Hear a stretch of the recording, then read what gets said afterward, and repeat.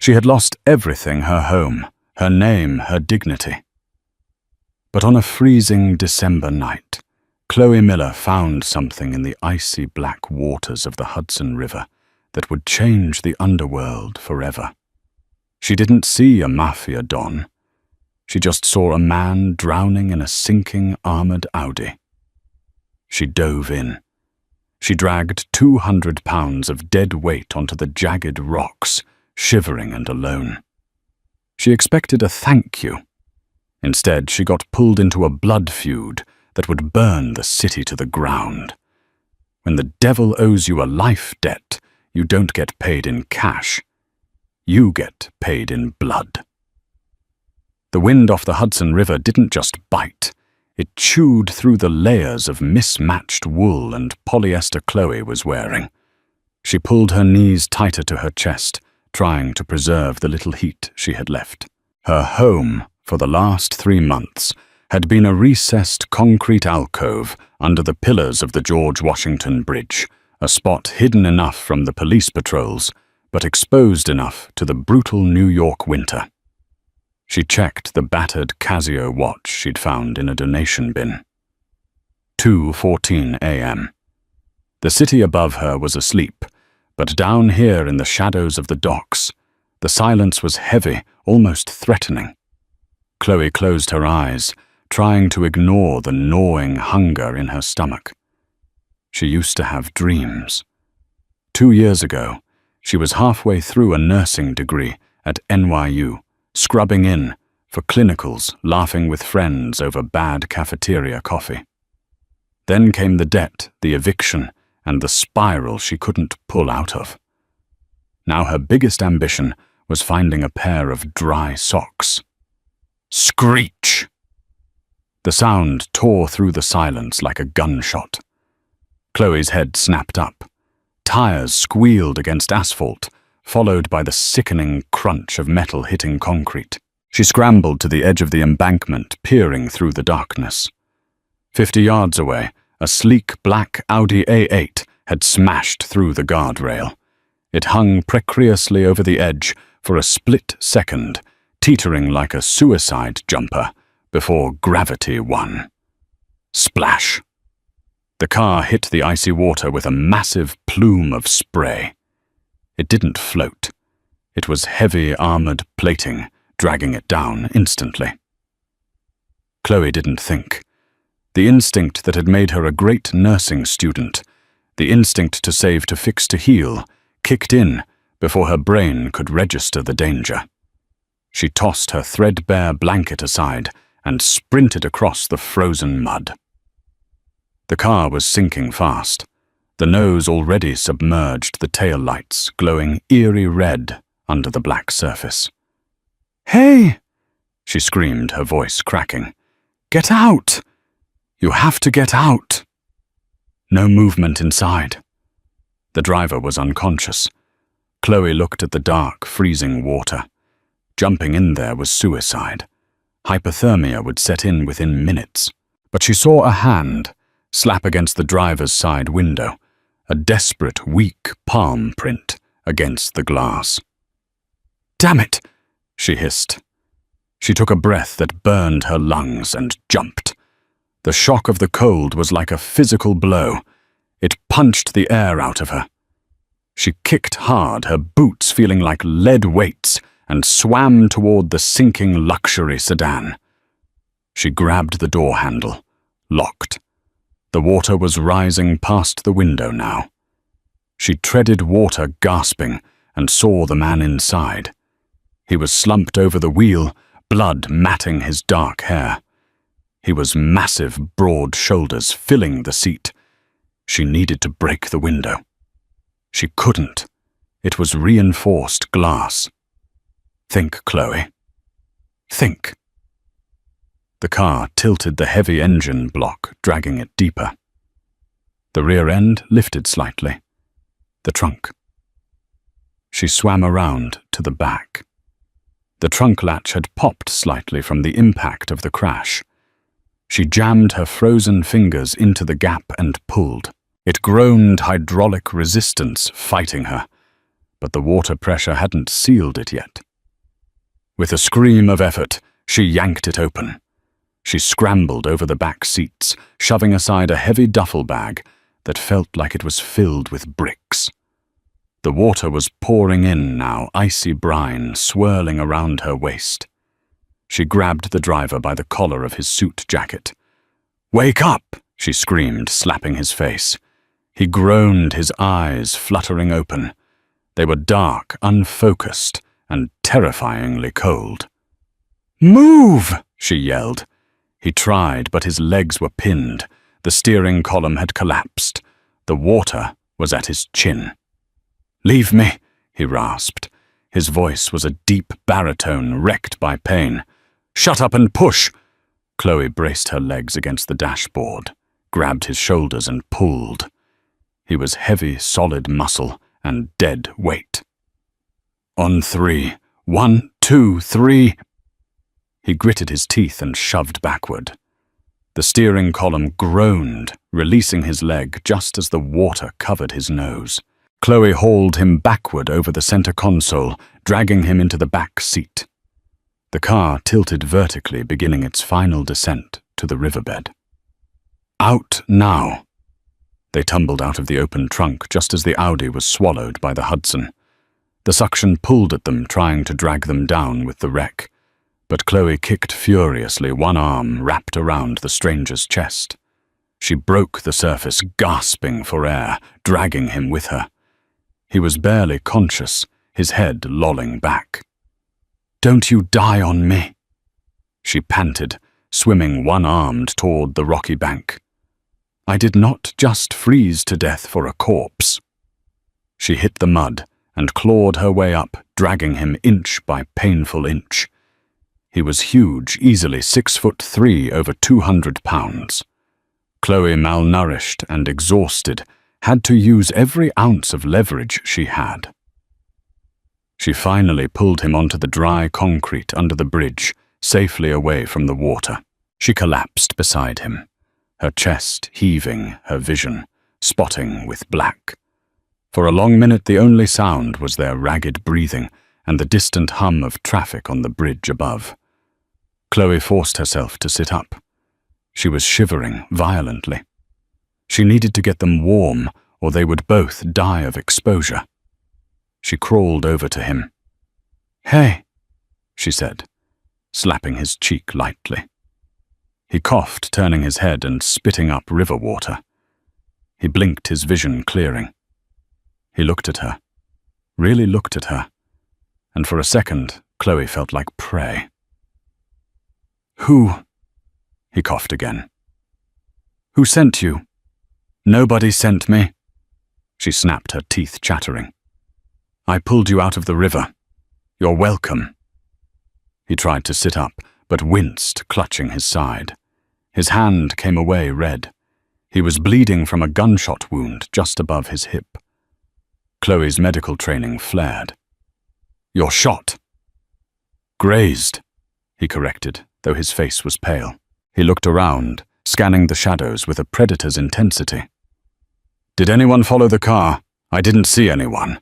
Just you crashing like an idiot." He slumped back against the concrete pillar, closing his eyes. The adrenaline was fading and the cold was taking over. Chloe saw the shivers starting to rack his body. "We need to get warm," she said. She scrambled to her little stash of belongings, hidden behind a loose slab of concrete. She pulled out her dry blanket, the good one she saved for emergencies, and a small bottle of rubbing alcohol she used for sanitation. She crawled back to him. Up close in the dim light of the city, she realized just how out of place he was. His suit was ruined, but the fabric was silk and wool custom-made. On his wrist was a watch that probably cost more than her entire life's earnings, a platinum Rolex Daytona. "Take off the jacket," she ordered. "It's wet and freezing." He looked at her, his eyes narrowing. "I don't even know your name." "I'm the girl saving your life again. Jacket off." He hesitated, then nodded. He winced as he peeled the sodden jacket off. Underneath he wore a white dress shirt that was now transparent with water and stained with blood. Chloe worked quickly. "I need to look at the wound." She lifted his shirt. The bullet had torn a jagged line across his oblique muscle. It was ugly, but it hadn't hit an organ. "It needs stitches," she muttered, "but I can clean it and bind it." "You a doctor?" he asked, watching her hands. "Nursing school dropout," she said, pouring the alcohol onto a rag. "This is going to sting like hell." She pressed the rag to the wound. He didn't scream. He didn't even flinch. He just inhaled sharply through his nose, his jaw muscles clenching tight enough to snap bone. "You're tough," she noted. "I've had worse," he grunted. She wrapped his waist tightly with a strip of dry cloth she tore from an old t-shirt. Then she draped her dry blanket over his shoulders. "You need a hospital," she said. "I can walk to the payphone at the gas station and call 911. "No." His hand shot out, grabbing her wrist with terrifying speed and strength. Chloe froze. His grip was like iron. "No police," he said, his voice low and dangerous. "No hospitals.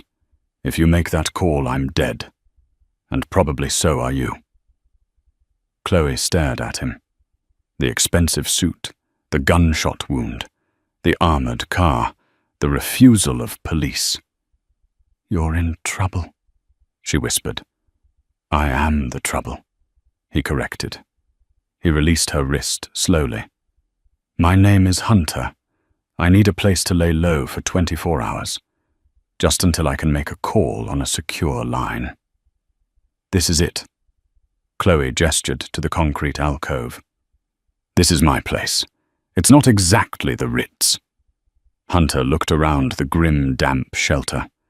He looked at the meager pile of belongings, a backpack, a few books, a half-eaten bag of chips. Then he looked at Chloe. Her face was smudged with dirt, her hair a tangled mess of wet curls, her lips blue from the cold. "It's perfect," he said. He reached into his wet trousers and pulled out a money clip. It was soaked, but the $100 bills inside were still valid. He peeled off a stack, easily $2,000. He held it out to her. "I need dry clothes, food, and a burner phone. You get me those, and there's 50 grand in it for you when I leave." Chloe stared at the cash. That was enough to get her into a hostel for months, enough for food.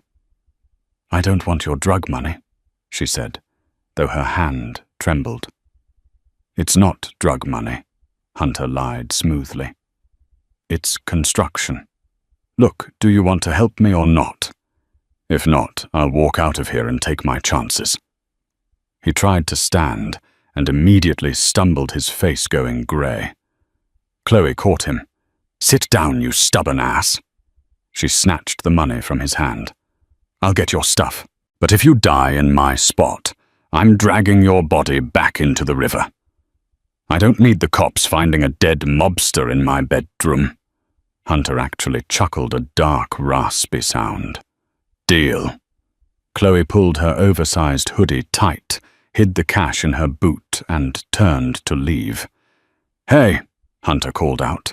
She stopped. "What's your name?" "Chloe." "Chloe," he repeated, testing the weight of it. "Don't come back if you see a black Cadillac Escalade circling the block. If you see that, you run. You run, and you never look back."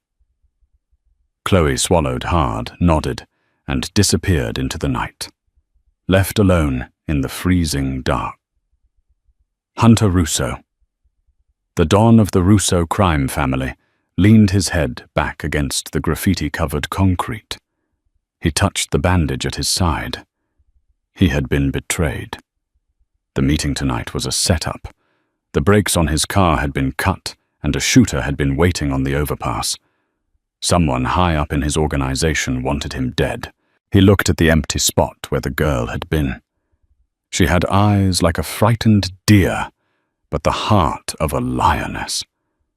She had no idea what she had just dragged out of the river. He closed his eyes, his hand drifting to the hidden pocket in his ankle holster where he kept his backup blade. If they come for me here, he thought, I'll kill them all. But as the wind howled through the bridge struts, Hunter realized something unsettling. For the first time in 10 years, his life wasn't in the hands of his soldiers or his lawyers. It was in the hands of a homeless girl with holes in her boots. And strangely, he felt safer with her than he did in his own penthouse. The drone was the first problem. The bullet that chipped the concrete inches from Chloe's ear was the second. "Move!" Hunter roared, shoving her forward. The adrenaline spiked through Chloe's system, overriding the exhaustion and hunger. They scrambled up the rocky embankment toward the Henry Hudson Parkway. Above them, the black Escalade had screeched to a halt on the shoulder of the highway. 2 men were out firing suppressed pistols down the slope. Pfft, pfft. The sound was deceptively quiet, like a staple gun, but the dirt kicking up around Chloe's boots was terrifyingly real. The maintenance hatch. Hunter pointed to a rusted metal grate set into a concrete block near the base of a bridge pylon. It was chained shut. "It's locked!" Chloe screamed, skidding to a halt in front of it. Hunter didn't slow down. He pulled a compact Sig Sauer P365 from his ankle holster, a gun Chloe hadn't even realized he was hiding. He pressed the muzzle against the heavy padlock and fired twice. Sparks showered them. The lock shattered. Hunter kicked the grate open. "In go." Chloe squeezed through the opening, dropping 6 feet into total darkness. She landed hard on a pile of damp trash, rolling to absorb the impact. Hunter dropped in right behind her, pulling the grate closed just as a bullet sparked off the metal rim. "Did they see where we went?" Chloe whispered, her voice trembling. "Maybe." Hunter winced, holstering the gun and clutching his side. The exertion had torn his stitches. "But they can't follow us down here easily. This leads to the old service tunnels for the A-line subway." He pulled a small tactical flashlight from his pocket, a Phoenix PD-35, and clicked it on. The beam cut through the thick, stagnant air, revealing a narrow concrete tunnel, dripping with condensation and slime. "It smells like death." Chloe gagged, pulling her hoodie over her nose. "It smells like safety," Hunter corrected.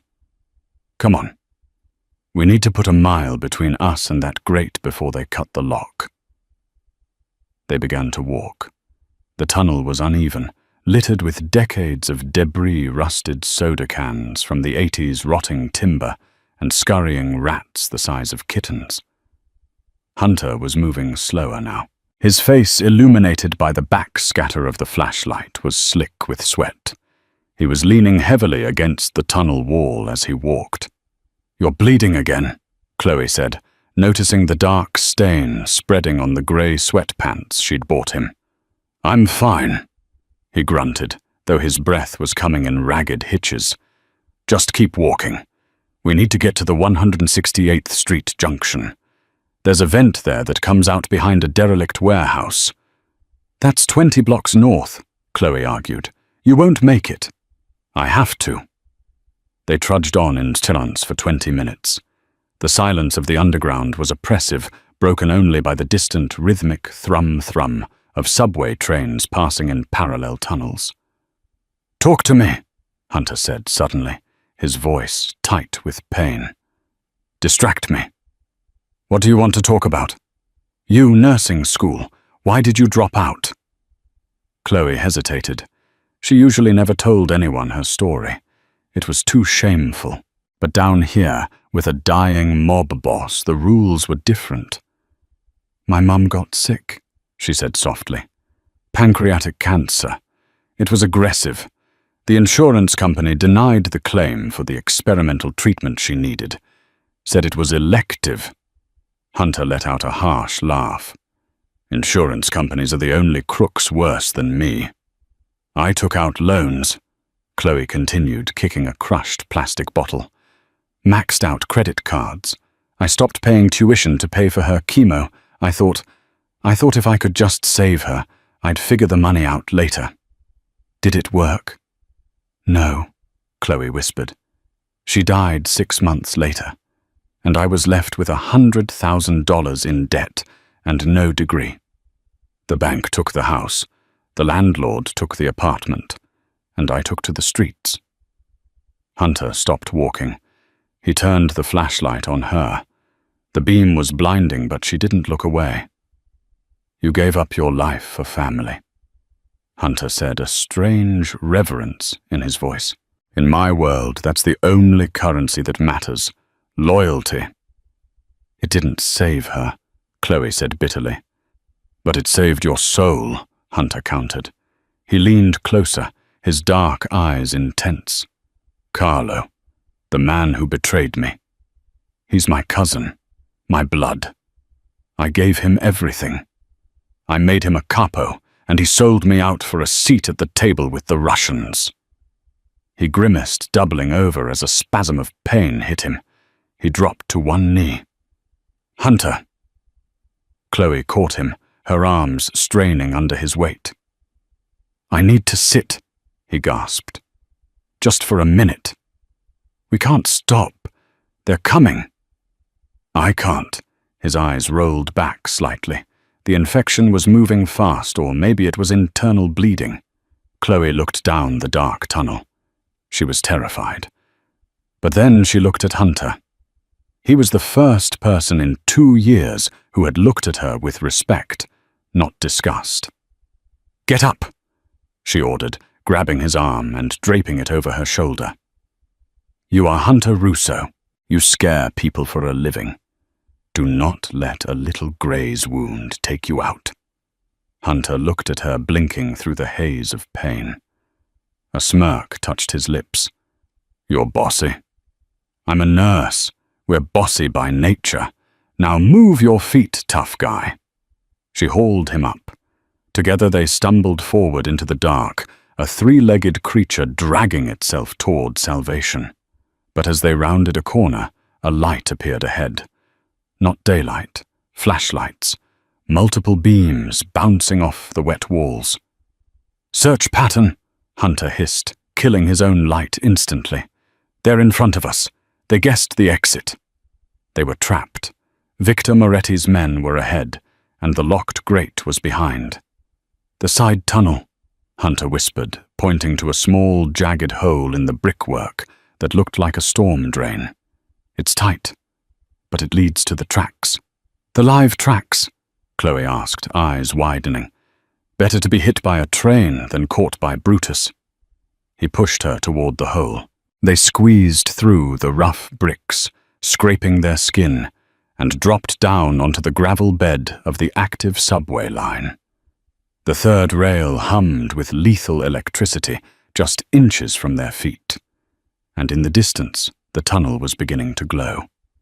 A train was coming. The wind rushed past them, hot and smelling of ozone. The lights of the oncoming A-train grew brighter, the screech of steel on steel deafening. Against the wall, Hunter yelled over the noise. There was a small cutout in the tunnel wall, a safety niche for track workers. They threw themselves into it, pressing their bodies flat against the grime-covered concrete. The train roared past them, a blur of silver and light. The noise was a physical assault shaking their bones. Chloe buried her face in Hunter's chest, squeezing her eyes shut. He wrapped his arms around her, shielding her head with his hand. For 30 seconds, the world was nothing but noise and wind. When the last car rattled past, leaving them in the red glow of the tunnel signals, Chloe was shaking uncontrollably. You okay? Hunter asked, his voice right in her ear. No, she managed to say. Definitely not okay. Good. Fear keeps you sharp. He pulled away, checking the track. We're close to the 168th Street station. We go up to the platform, blend into the crowd, and get out. Blend in? Chloe looked at him. You look like you've been shot. And I look like, well, me. We're New Yorkers, Chloe. Nobody looks at anybody. Just keep your head down. They moved quickly along the catwalk, staying in the shadows until they reached the end of the platform. Hunter timed their movement perfectly, slipping through the "Do Not Enter" gate just as a crowd of commuters disembarked from a downtown train. They merged into the flow of people. Hunter leaned heavily on Chloe, acting the part of a drunk boyfriend or a sick commuter. People glanced at them and immediately looked away, the universal city code of not my problem. They made it up the elevators and out into the crisp afternoon air of Washington Heights. The sun was blinding. I need a car, Hunter muttered, scanning the street. And a phone. The burner is compromised. We can't steal a car, Chloe whispered. There are cops everywhere. She was right. A cruiser was parked at the corner, officers chatting with a vendor. Taxi then, Hunter said. He raised a hand, but he swayed dangerously. He was fading fast. A yellow cab screeched to a halt. Chloe shoved Hunter into the back seat and climbed in. Where to? The driver asked, eyeing them in the rearview mirror. Mount Vernon, Hunter rasped. Make it quick. $100 tip. The driver's eyes widened, and he hit the gas. Hunter gave an address in a quiet, leafy suburb just north of the Bronx. As the city skyline receded, Hunter's head lulled onto Chloe's shoulder. His skin was burning hot against hers. Stay with me, she whispered, taking his hand. It was rough, calloused, and surprisingly large, engulfing hers. I'm here, he mumbled. Just tired. The cab pulled up to a modest two-story brick house with a manicured lawn. It looked painfully normal. A tricycle was overturned in the driveway. This is the safe house? Chloe asked, confused. My sister's place, Hunter said, opening his eyes. The one place Carlo would never look, because he knows I promised her I'd never bring the life to her door. And you're breaking that promise. I'm desperate. They paid the driver and waited for him to leave. Then Hunter stumbled up the walkway and rang the doorbell. A moment later, the door swung open. A woman stood there, holding a toddler on her hip. She had Hunter's dark eyes and sharp jawline, but her face was soft with maternal warmth. Her eyes went wide. Hunter, hey, Sophia. He smiled weakly. I need a favor. Then his eyes rolled back and he collapsed face first onto her welcome mat. The next 6 hours were a blur of controlled chaos. Sophia, it turned out, was not just a suburban mom. She was a former trauma surgeon who had left the ER to raise her kids. She didn't scream. She didn't panic. She just handed the toddler to her husband, a terrified accountant named Mark, and pointed to the living room. Get him on the table.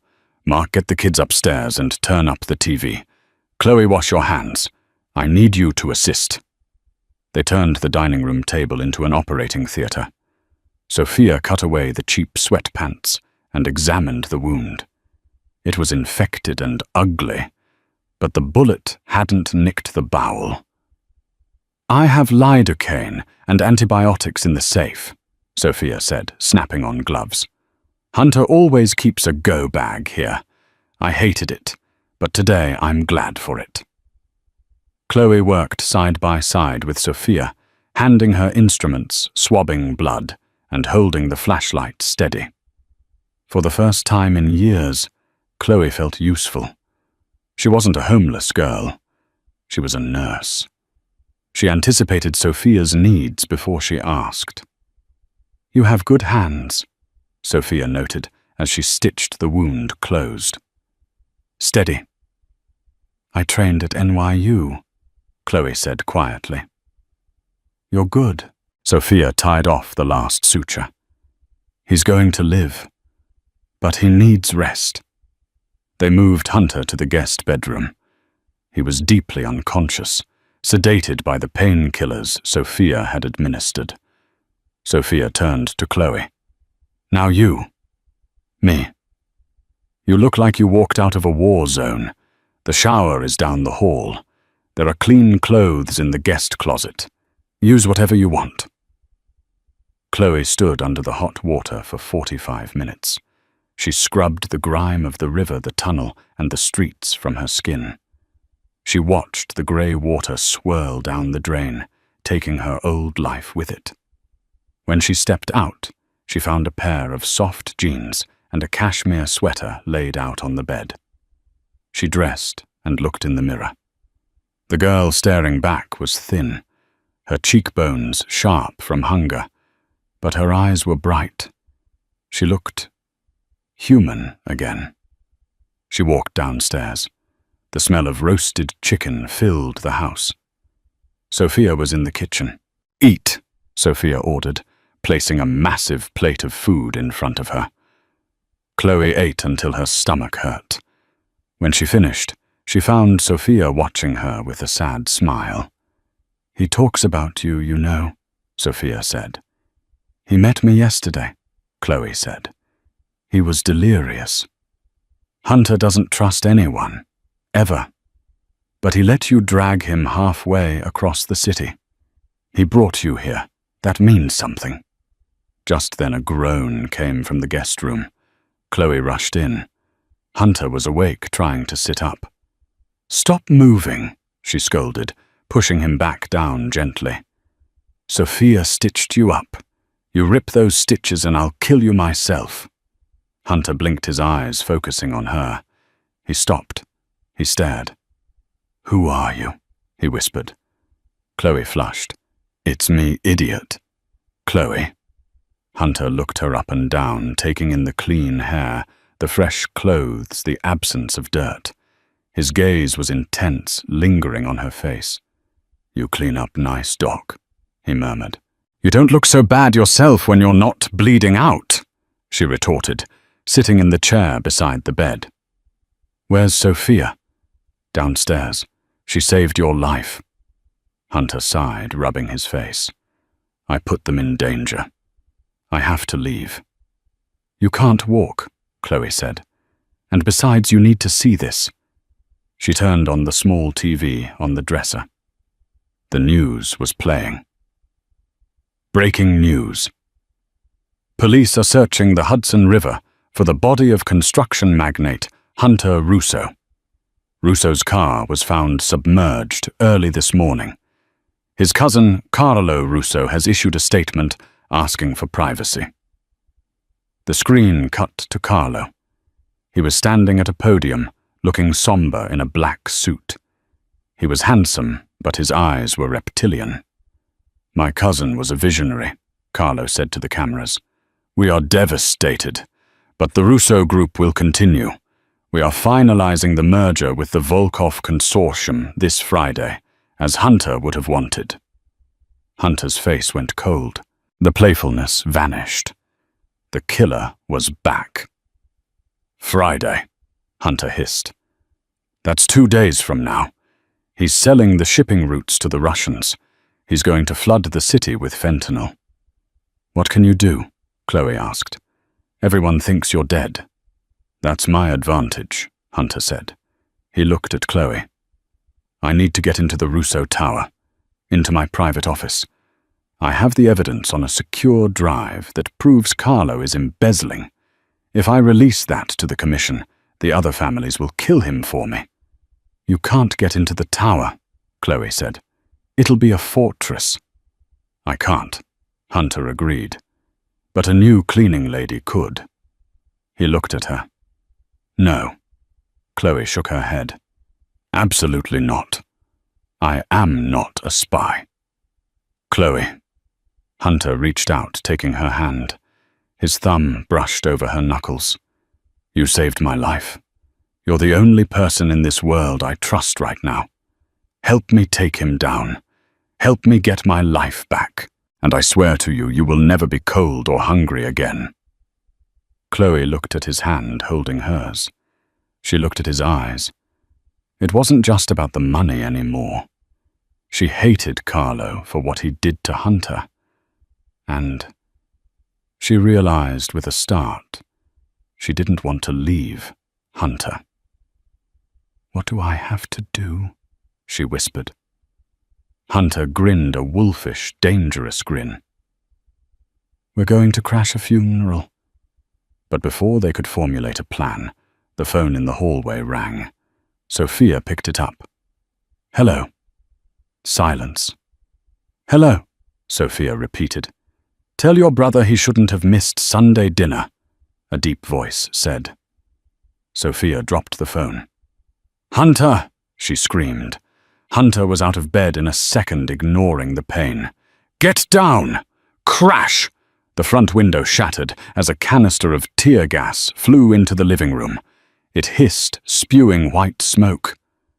"They tracked the cab," Hunter roared, grabbing Chloe. "Back door! Now!" They sprinted through the kitchen, grabbing Sophia and Mark. They burst out the back door into the backyard, only to find 3 men standing there, guns drawn.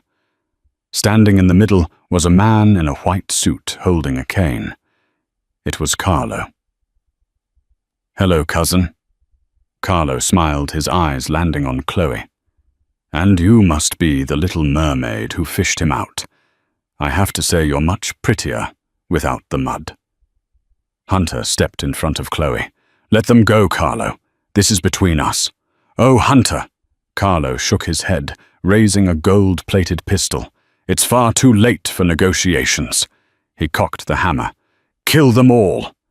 The air in the backyard hung heavy with the scent of cut grass and impending death. Carlo's finger tightened on the trigger of his gold-plated pistol. Hunter stood in front of Chloe, his body a human shield, his eyes locked on his cousin. "Do it!" Hunter growled, his voice low and devoid of fear.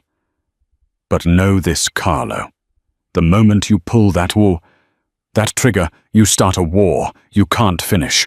Leo is already moving."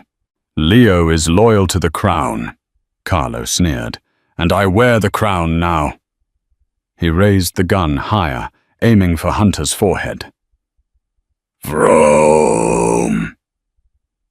The sound came from the side street behind the fence, a deep guttural roar of a diesel engine pushed to its limit. Before Carlo could react, the wooden privacy fence exploded inward. A massive, matte black armored SUV smashed through the wood splinters, flying like shrapnel. It drifted sideways across the lawn, tearing up the turf, and skidded to a halt between Hunter and Carlo's men. The rear doors flew open. 2 men in tactical gear poured out, automatic rifles raised. "Get down!" one of them roared. Hunter tackled Chloe, dragging her to the ground, just as the air filled with the deafening crack of gunfire. Carlo's men returned fire, diving behind the garden planters. Bullets chewed up the exterior of the brick house, shattering windows and shredding the patio furniture. "Boss, move!" A giant of a man jumped from the driver's seat of the SUV. He was bald-bearded and built like a tank. It was Leo.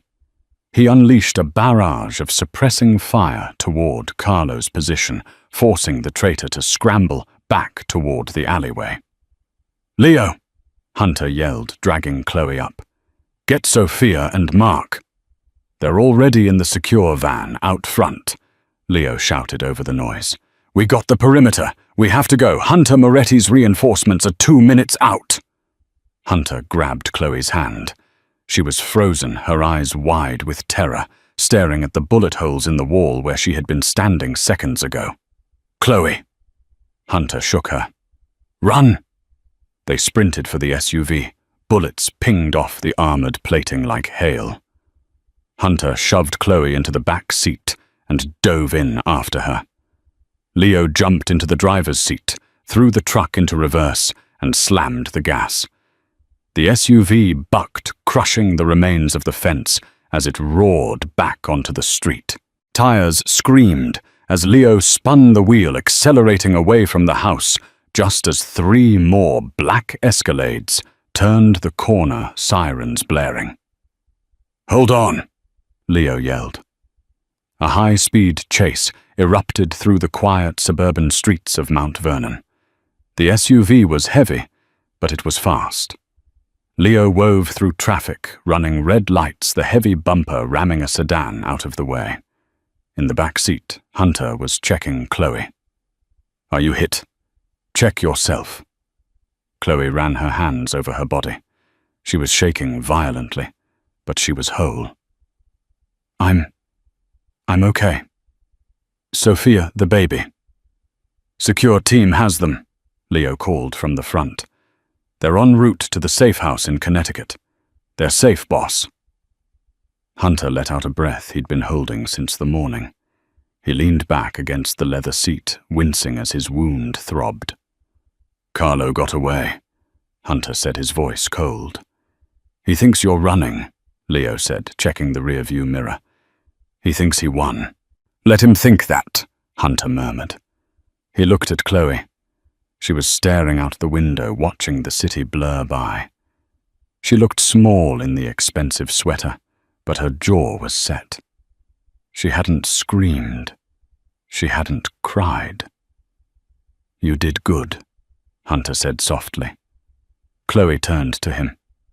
"You live like this, every day." "Not every day," Hunter admitted. "Usually the meetings are more boring. Less gunfire." "I saved your life," Chloe said, her voice trembling with a mix of adrenaline and anger.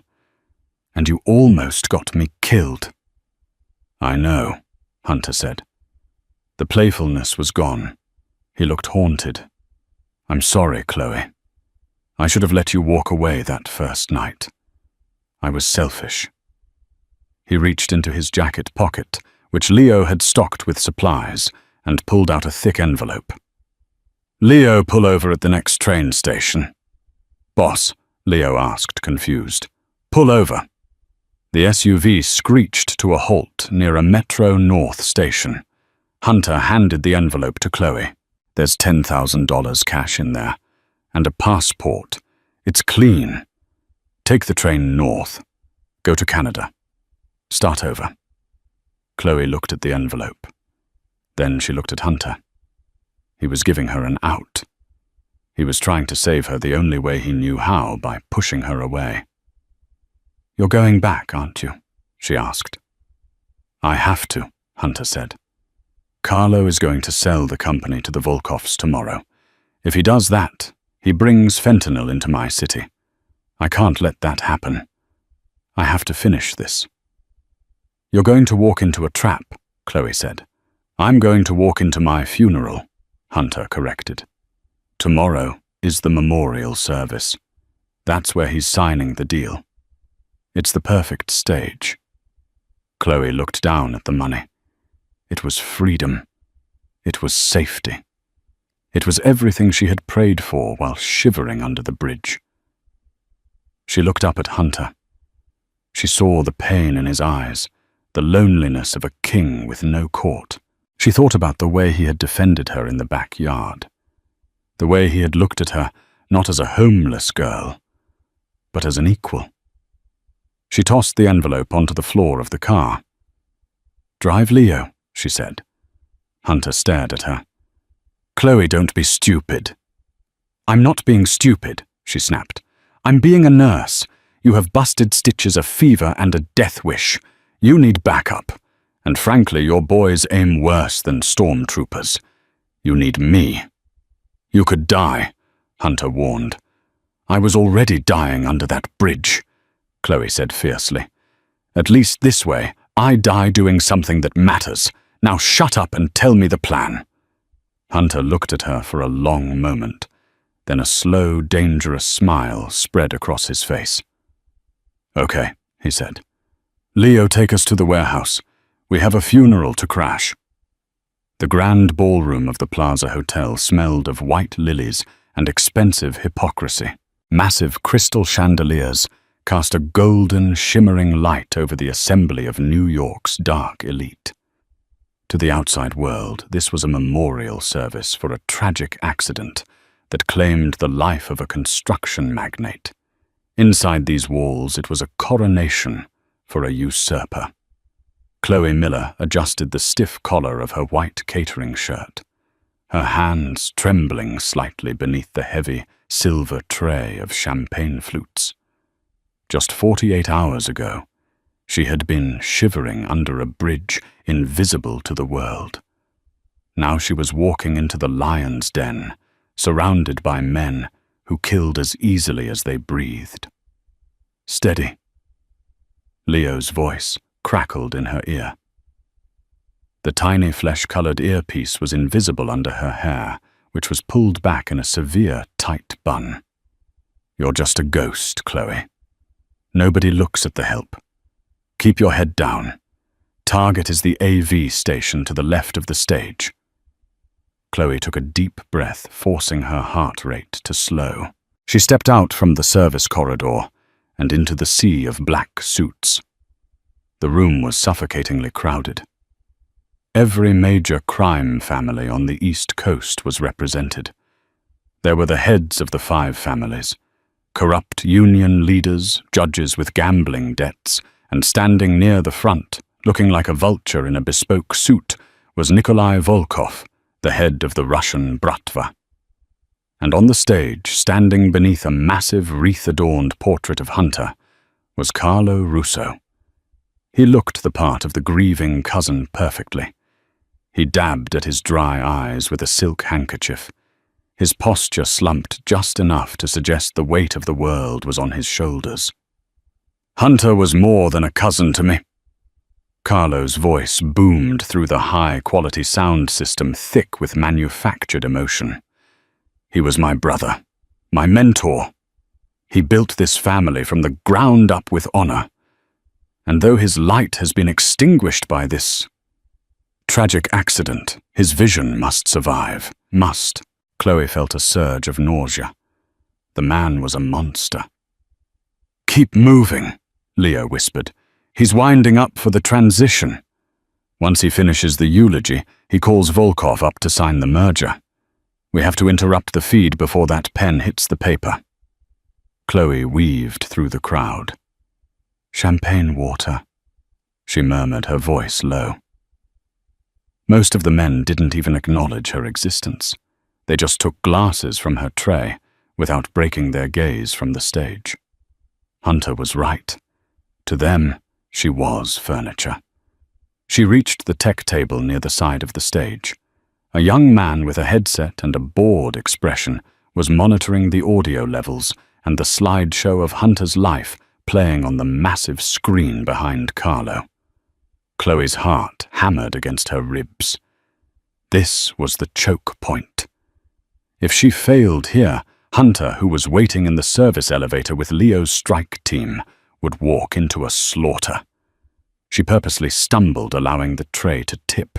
3 empty crystal glasses slid off and shattered on the parquet floor with a loud crash. "Oh God, I'm so sorry," Chloe gasped, dropping to her knees to pick up the shards. The sound tech jumped, ripping his headphones off. "Watch it. You almost spilled that on the console." "I'm sorry I'm so clumsy," Chloe apologized, looking up at him with wide, panicked eyes. "Please don't tell the manager I need this job." The tech rolled his eyes, bending down to help her clear the glass so she would leave faster. "Just clean it up and go." It was the opening she needed. While he was looking at the floor, Chloe's left hand shot up to the laptop sitting on the table. She pulled the encrypted USB drive from her apron pocket and jammed it into the side port. Her fingers flew across the trackpad. Enter. Run executable. Override. "What are you doing?" The tech looked up, realizing she wasn't picking up glass anymore. Chloe stood up instantly, the tray clutched to her chest. Nothing. Just checking the time. Sorry. She turned and walked away fast, her heart beating so hard she thought she might pass out.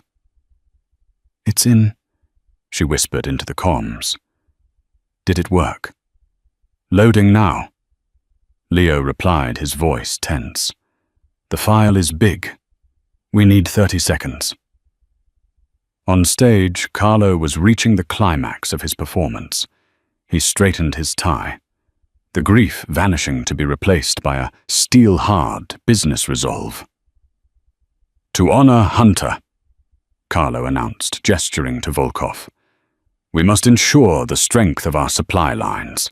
I invite our friends from the Volkov Consortium to join me. Together, we will bring a new era of prosperity to this city. Volkov stepped forward, a shark-like grin on his face. The room rippled with murmurs. Everyone knew what this meant: fentanyl. Poison flooding the streets, sanctioned by the Russo family. 20 seconds, Leo said. Chloe was near the back exit now. She just had to slip out and the fireworks would start. But as she passed a massive pillar, a hand clamped onto her upper arm. It felt like a bear trap. Going somewhere, little rat. Chloe froze. The blood drained from her face.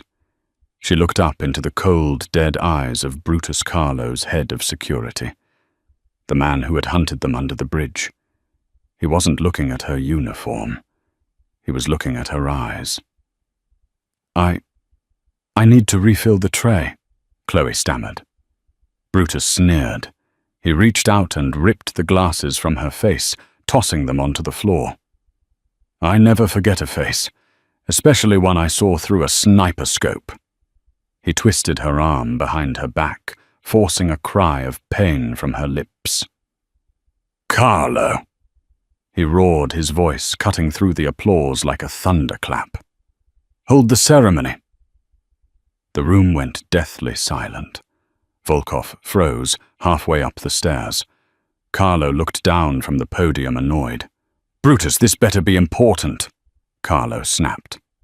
We have a spy, Brutus shouted, dragging Chloe toward the center aisle. He shoved her forward, so hard she stumbled and fell to her knees in the center of the ballroom. The girl from the river. She's here. A collective gasp went through the room. Carlo's face went pale, then red with rage. He descended the stairs, walking toward Chloe with slow, predatory steps. Is that so? Carlo sneered, stopping inches from her face. His expression twisted between mockery and revulsion. The heroic little nurse. I really thought you were smart enough to take the money and disappear. He turned to the room, spreading his arms. This is what mercy buys you. You spare a rat, it crawls back to sink its teeth in. From inside his jacket, Carlo drew a gold-plated Desert Eagle. The metallic click of the safety snapping off cut through the silence.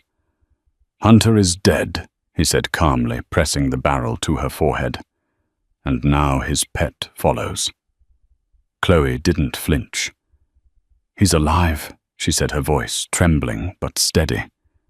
And he knows. Carlo's finger tightened. Goodbye, nurse. Screech! The speakers screamed. The screen behind them flickered, then revealed rain-soaked footage from 48 hours earlier. Carlo froze, and the room exploded. The voice didn't come from the speakers. It came from the back of the room. It was deep resonant and terrifyingly familiar. The double doors at the entrance swung open with a heavy thud. Hunter Russo stepped into the light. He looked like an avenging angel. He was dressed in an impeccable black suit, though his left arm was in a sling. His face was pale, emphasizing the dark fury in his eyes. Behind him stood Leo, and a phalanx of 20 heavily armed enforcers, their assault rifles raised and ready. "Hunter," Carlo whispered. The gun in his hand lowered his strength, failing him. "You." "I saw the car go in." Hunter began to walk.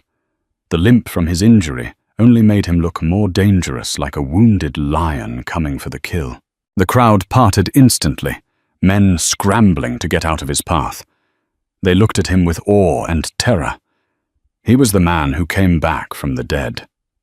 "You tried to drown me in the Hudson," Hunter said, his voice carrying without a microphone. "You tried to hunt me down like an animal. You tried to kill the woman who saved me."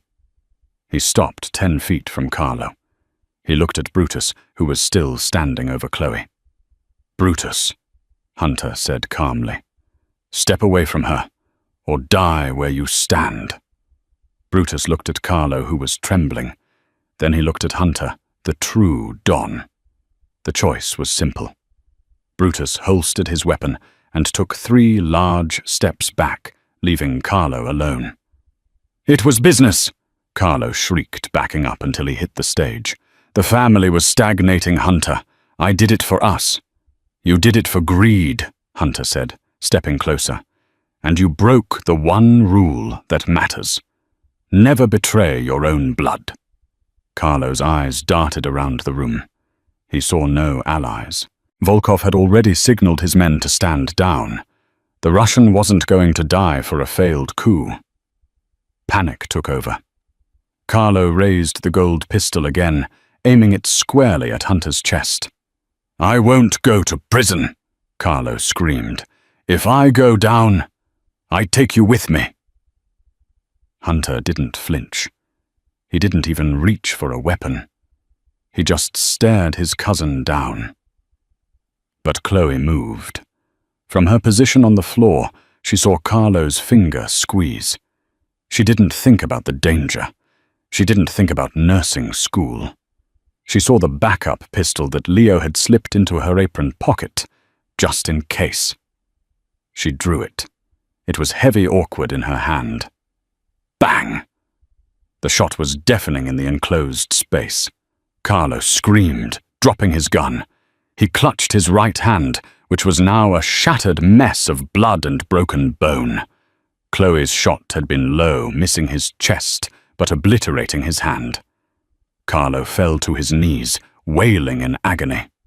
Silence descended on the room. Everyone turned to look at the girl on the floor. The waitress, the homeless girl, the nurse. She was holding the smoking gun with 2 hands, her chest heaving, her eyes wide with shock. Hunter looked at Carlo, then slowly turned his head to look at Chloe. A slow, proud smile spread across his face. "I told you," he said softly, ignoring the room full of gangsters. "You have steady hands, Doc." Leo and his men rushed forward, securing Carlo and dragging him away. "Get him out of here," Hunter ordered. "The police can have him. I want him to rot in a cell for the rest of his miserable life." Hunter walked over to Chloe. He reached down with his good hand. Chloe looked at the hand of a killer, or the hand of the man who had offered her his watch when he had nothing else. She took it. He pulled her to her feet, pulling her close into his side. She could feel the heat radiating off him, the solid beat of his heart.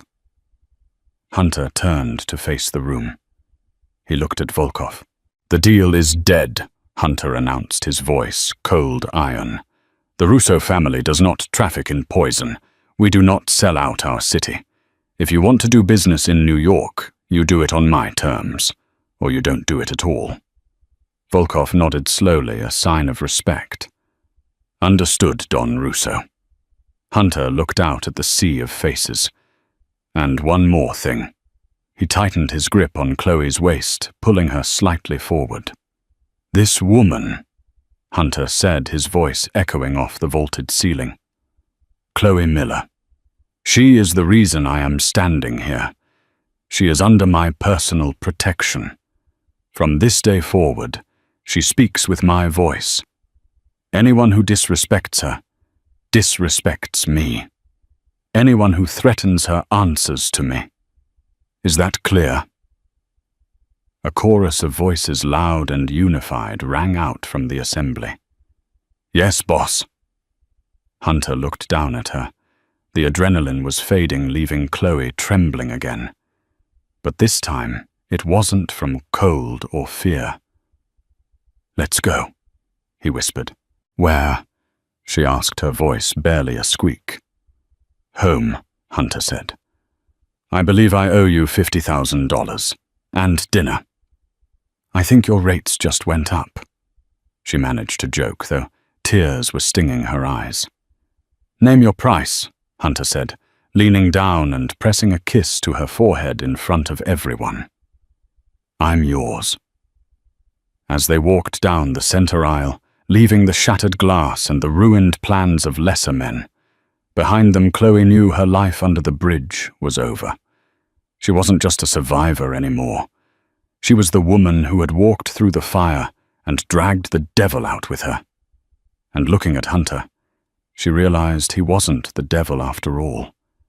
He was just a man who had been drowning, waiting for someone brave enough to save him.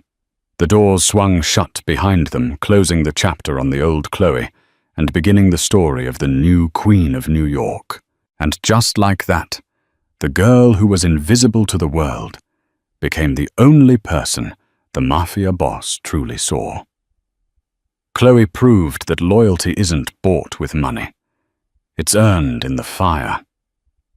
Hunter got his kingdom back, but he found something much more valuable in that freezing river, a partner who would walk through hell with him. Carlo is in prison. The Russo family is stronger than ever, and Chloe, well, let's just say she finished nursing school. But she runs the biggest charity hospital in the city, now paid for by the Don himself. If you enjoyed this story of survival, betrayal, and romance, please smash that like button. It really helps the channel grow. Don't forget to subscribe and hit the bell notification so you never miss a new story. What would you do if you found a billionaire in a sinking car? Let me know in the comments below. Thanks for watching.